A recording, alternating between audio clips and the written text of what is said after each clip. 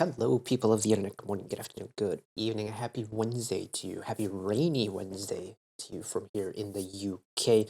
Let us continue with the rest of the On and Off release. We've got the other B-sides to check out for off of On and Off's latest drop, the Love Effect EP. The title track was spectacular, in typical On and Off fashion. Spectacular. And, well, we've got some B-sides to check out, and let us do just that. This is my first era with On and Off, and I want to learn about their music properly. So let's dive into it. You know what? We'll do the intro part in a minute. DJ, roll the intro.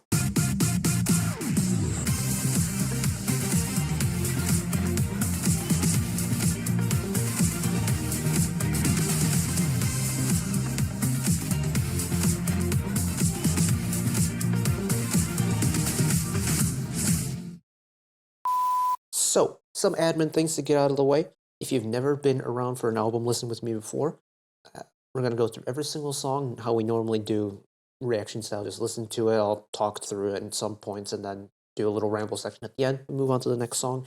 And for your convenience, the timeline below is going to be chapter based off of whatever song we're listening to, so if you want to skip ahead to a song of your choice, you are more than free to do so. I have album credits pulled up on my phone, so I'm going to be referring to that before every song. And yeah, that's pretty much the admin stuff out of the way. So regarding the album itself, track number 1 is Be Here Now, which I believe is a song that dropped as the special clip when they first, it was their first release post their military hiatus, and I've already made a video on that back when that special clip dropped, because I was overly excited to check out some On and Off content, so that's on the channel already. Of course, made a video, a fresh off a recording one, off for Love Effect, so we've done that. That means that leaves us with 3 of the B-sides to go. So we have got Dum Daddy Dum, which we'll be starting off with, Arrival, and Wind Effect. So let's get started with track number 3, Dum Daddy Dum. Lyrics, it's a mono tree. Oh my goodness, it's an entire mono tree album. Okay, so we've got Mono Tree and Wyatt on lyrics, hell yeah. We've got MK on composition. Oh, hell yeah. I've also seen that MK and Wyatt also did lyrics for Be Here Now, and Wyatt also partook in lyrics for Love Effect, so that's very cool. Well, we love a member composition. I think, member lyric credits are very cool, but I think member composition is very cool. So shout out MK one time. I see you pop up one more time on composition, so looking forward to that. But let's get into it. Dum Daddy Dum. Unfortunately, I couldn't find any lyric videos for the B-sides as of recording, so we'll just send it.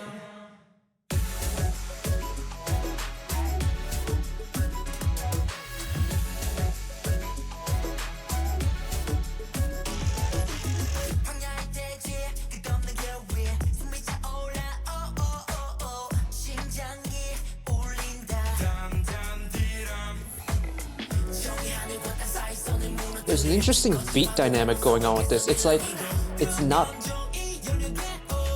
quick, but it's not slow either. There's like it's a slow beat, but there's like a skip that I can't quite describe. Oh, get your high note.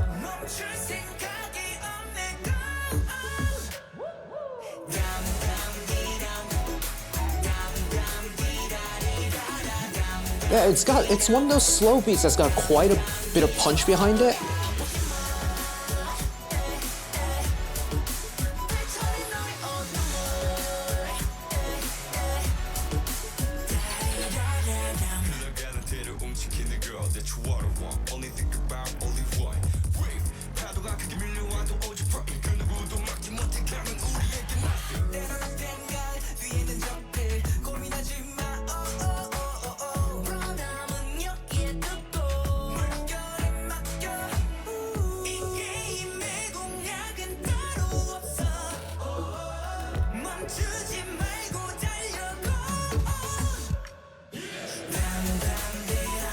I love the way that they tapered off that instrumental part and just let the vocal kind of reverb out into a moment of silence and then brought the drop in. Musical silence is a great contrast tool. That was a very well executed contrasting moment.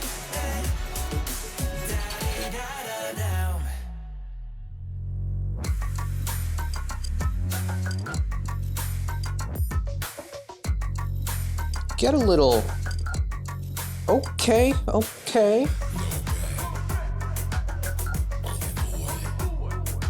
Sometimes I forget how low Wyatt's voice can actually go. And the thing about, like, Wyatt in the on and off lineup is that, like, he's... If you hear a really low note being spoken or sung, 99% of the time it's probably gonna be Wyatt, which makes someone like me trying to learn the group really easy.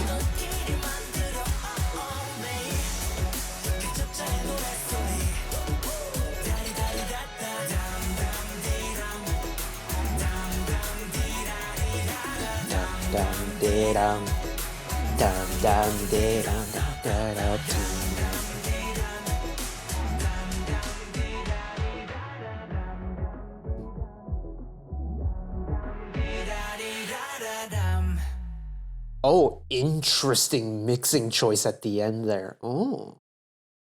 You know what Dum Dum Dum kind of gives me the impression of is it's got that kind of dance feel to it, and just like the kind of rhythm and the little skip, the little lilt in the main beat that it's got.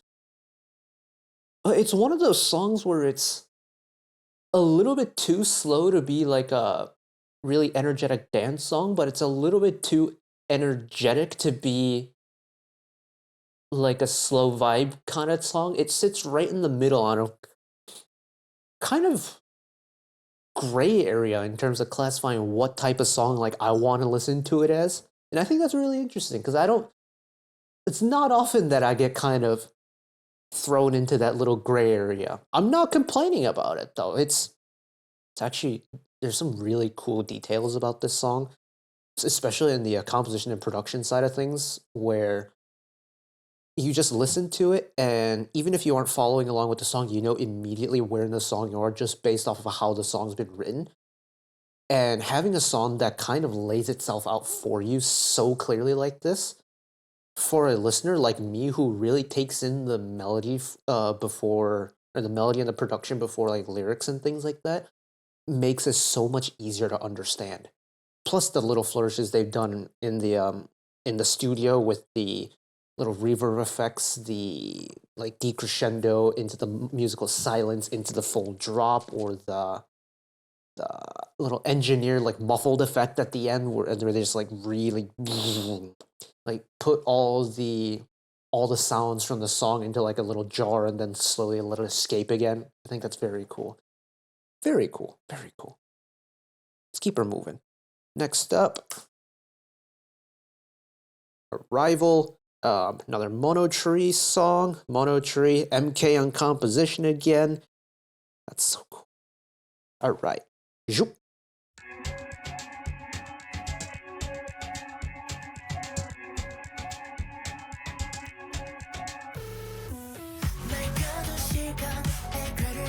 Whoa!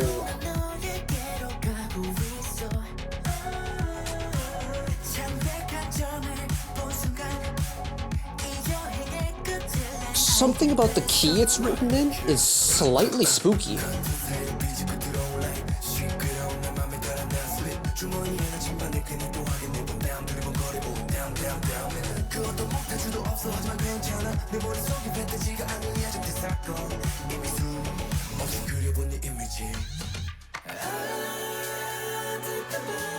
Oh, go treble heavy on the pre-chorus. I like it.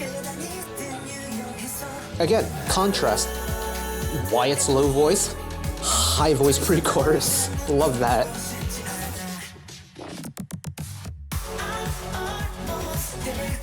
Oh.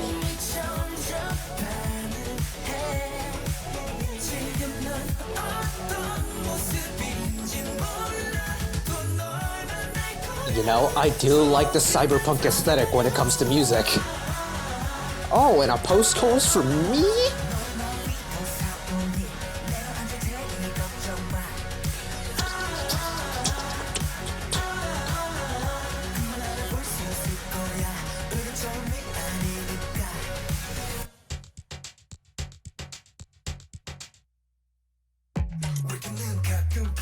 Whoa.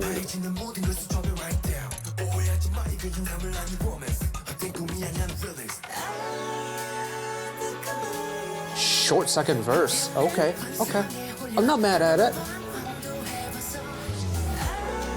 Again, the production side of things is really cool. Lots of like lots of movement in the production side.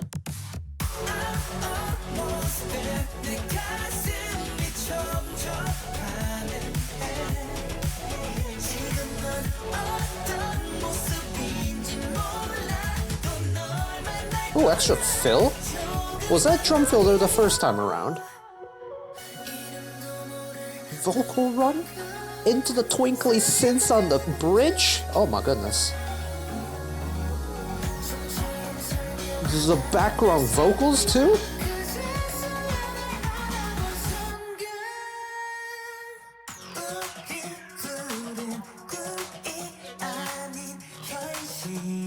What an interesting re-entry.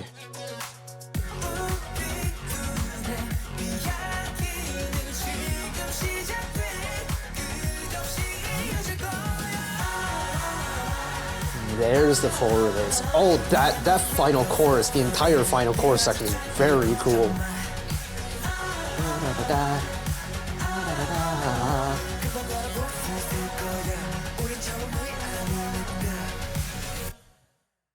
Oh, and the running vocal part decided to pan left and right for the final two hits there at the end. Whoa! Whoa! Okay, at this point in the album, Arrival is my favorite B-side on the album. Arrival is tremendous. Oh my. There's something about this kind of slightly dark and mysterious sounding synth song like this where, like, I love the retro synth sound. I know it's becoming an oversaturated thing in this industry. I don't care. I love it, and if people are gonna do more retro synth stuff, I say bring it on. But that's just me. Arrival takes that retro synth sound, slows it down. It's like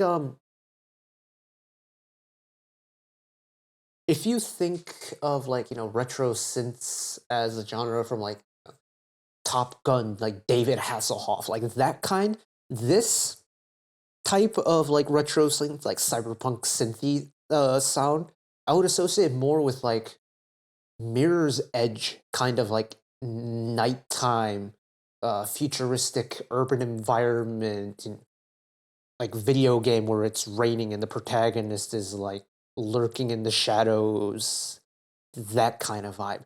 I love this. And the way again, it's the composition side of things. I've listened to a lot of music this year. Arrival has taken so many different cues from like B-sides that I really enjoy listening to, and have kind of spun it in a way that I don't think I've really come across all that often. So far on this album, even with the title track, to be honest, I don't really remember much of oh no, what's the fan song? Be Here Now. I don't remember much from that, in all honesty, which is a little bit poor on my part. But this entire album, at least all the new music that I've listened to today, the composition and the engineering behind it has been spectacular. And considering it's a Monotree album, for all intents and purposes, oh yeah, they've got the formula down. Let me tell you. And that leaves us with one final song. This is Wind Effect. Title track was called Love Effect. The final song is called Wind Effect. Again, Monotree composition, and it's Monotree across the board this time. I do wonder, pop albums usually end with a ballad. I'd say probably about 60-70% of them end with a ballad. But this album, I believe, technically started with a ballad. So what is this going? Ballad.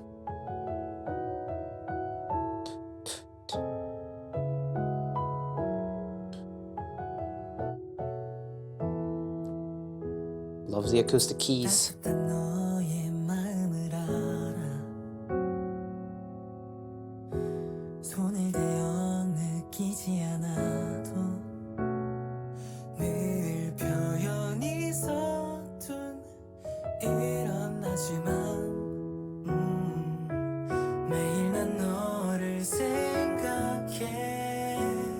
already getting the harmonies. Ooh.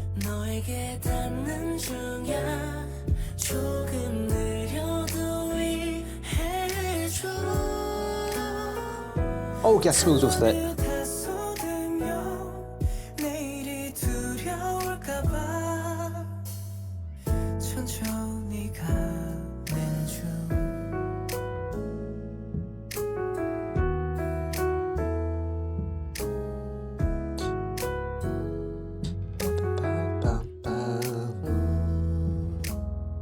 Oh, it's honestly, with the weather outside being as miserable and rainy as it is right now, this type of song is great for the atmosphere.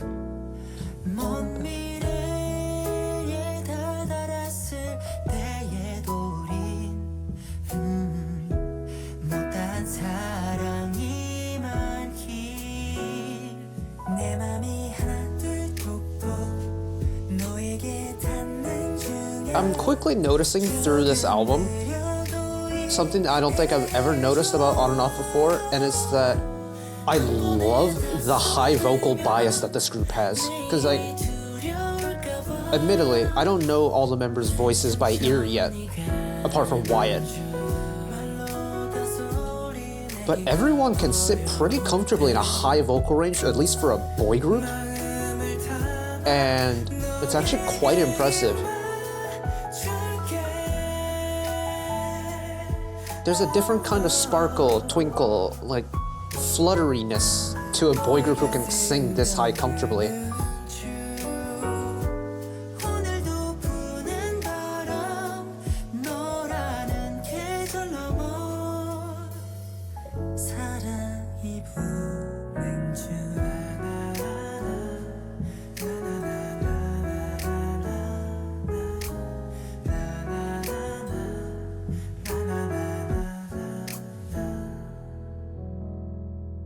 Oof.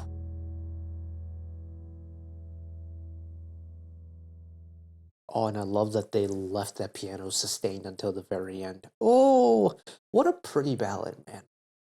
If you don't know about me, I love a ballad. Whether it's just like listening to it for the sake of listening to it, or whether I want to get something out of it, like I find ballads to be a very cathartic experience, or like at least listening to a ballad, I find very cathartic. But I also find that ballads really showcase a side of the artist that you don't really often get to see, especially if the group is well known for being, pretty high intensity or like high energy in their title tracks. You get to see a different side of the artist when you put them through a ballad. And Wind Effect is just so freaking pretty.